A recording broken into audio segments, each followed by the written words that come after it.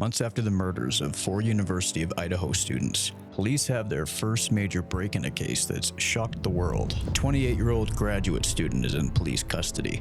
But how did we get to this point? And what's in this new affidavit? Today, I'm answering those questions and explaining the details that led up to this development. Let's look into it. Our story starts in Moscow, Idaho.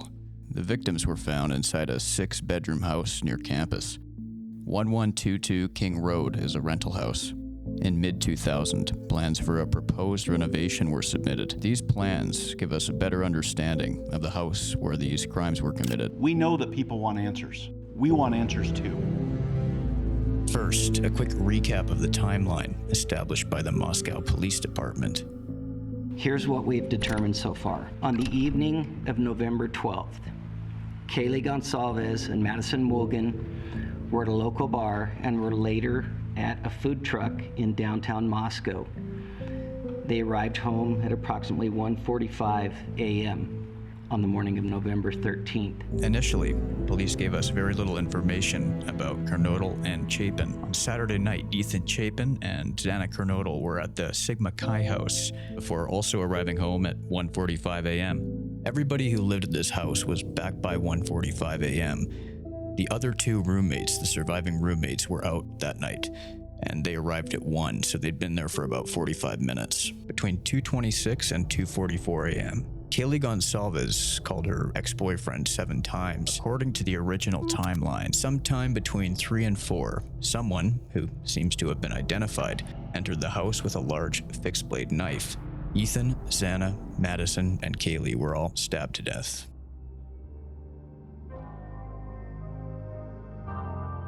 This is what we knew at first, but now we've learned more.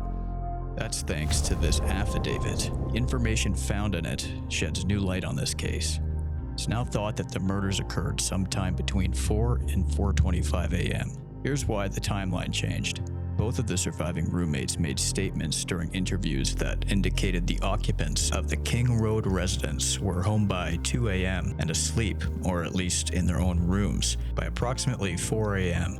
But Xana Kernodle was still awake at this time. She received a DoorDash order at the residence at approximately 4 a.m. Dylan Mortensen stated that she originally went to sleep in her bedroom on the southeast side of the 2nd floor. Mortensen said that she was awoken at about 4 a.m. She said it sounded like Goncalves was playing with her dog in one of the upstairs bedrooms. Shortly after this, Mortensen said that she heard who she thought was Goncalves say something to the effect of, "There's someone here." A review of records taken from a forensic download of Kernodle's phone suggests that this could have been Kernodle, as her cell phone indicated she was likely awake and using the TikTok app at approximately 4:12 a.m. Mortensen stated that she looked out of her bedroom when she heard the comment about somebody being in the house, but didn't see anything. She opened her door a second time when she heard what she thought was crying coming from Kernodle's room. She then heard a male voice say something to the effect of, "It's okay, I'm going to help you." At approximately 4:17 a.m., a security camera located at 1112 King Road, a residence immediately to the northwest of 1122 King Road, picked up distorted audio of what sounded like voices or a whimper followed by a loud thud. A dog can also be heard barking numerous times in this recording. Starting at 4:17 a.m., the security camera is less than 50 feet from the west wall of Xana Kernodle's bedroom. Dylan Mortensen said that she opened her door for the 3rd time after hearing the crying. She saw a figure clad in black clothing and a mask that covered the person's mouth and nose walking towards her. The male walked past her as she stood in a frozen shock phase. The male walked towards the backsliding glass door. It wasn't until 11:58 that a 911 call was placed. It was placed from inside the house from one of the surviving roommates' phones. The caller reported an unconscious person.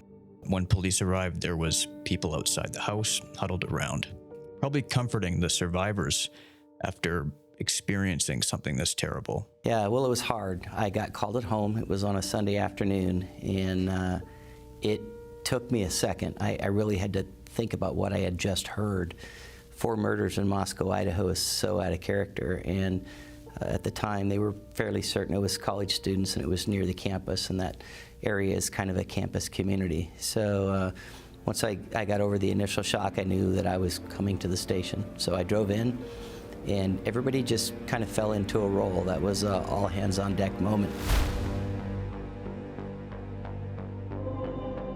From the start of the investigation, the police had found surveillance camera footage from the King Road area. It turns out that this footage would play a crucial role in the investigation. On the morning of Friday, December 30th, 28-year-old Bryan Kohberger was arrested in Albrightsville, Pennsylvania. He was quickly taken to the Moscow County Correctional Facility and held without bail. Kohberger grew up in the Poconos. His past education included undergraduate degrees in psychology and cloud-based forensics. A lot of the information coming in is coming from people that knew this guy. He was trying to get a PhD in criminal justice, which is an interesting program given the fact that he's a suspect in this huge case now. He was going to his classes and even finished the semester, drove home with his father for the Christmas break. But as he was doing this, as he was on this drive, the FBI and investigators were tracking him. There's been a lot of questions about the white car that we've been interested in. We're looking for that car because we believe that car was in the area during the time of the murders.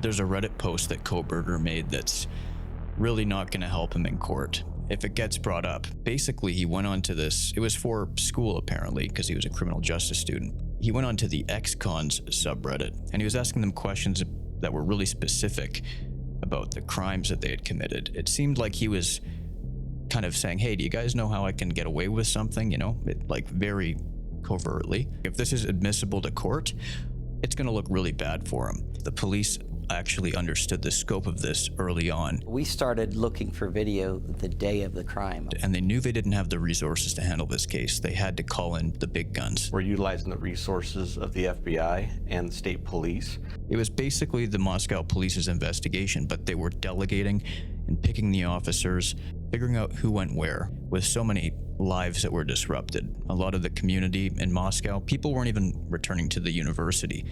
They wanted to stay at home. They didn't even want to go back to the town because they didn't feel safe.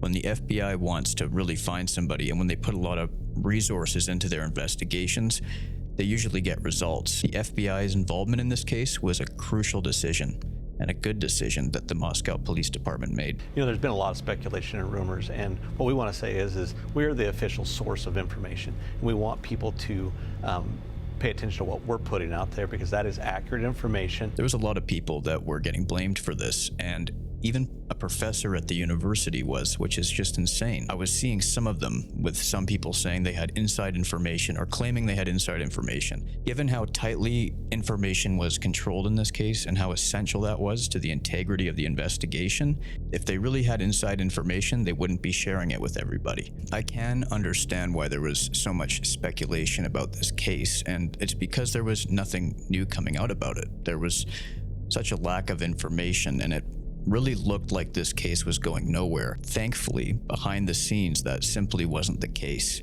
and now the police have something to show for it. So what happens now? Well, there's a few things that could happen, but early reports suggest that the suspect's going to contest the charges against him. Just a reminder, this is 4 counts of first-degree murder in a state with the death penalty. Kohberger will have a tough challenge ahead of him. He's going to be up against the Latah County prosecutor. I would like to invite Bill Thompson, the county prosecutor, up at this time. Finally, as the chief indicated, this is not the end of this investigation. In fact, this is a new beginning. Now the focus shifts to the courtroom, getting a conviction and delivering justice for Xana, Ethan, Madison, and Kaylee. Police seem certain of the suspect's involvement. In the meantime, the world will be watching to see where this case goes next. We want more than just an arrest. We want a conviction.